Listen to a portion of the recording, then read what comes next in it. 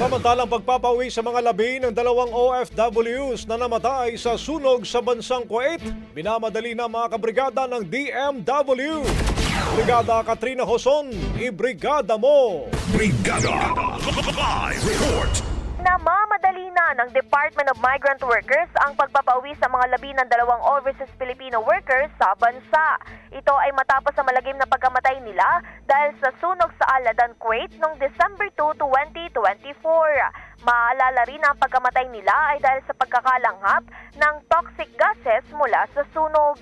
Dahil dito, tiniyak ng DMW na aasikasuhin ng mga legal process at patuloy na tutugunan ng mga isyong kaugnay sa insidente. Gayunpaman, nakikiramay ang ahensya sa sinapit ng dalawang OFW kung saan nagpabot na ito ng tulong pinansyal sa mga naiwang pamilya ng biktima sa Capiz.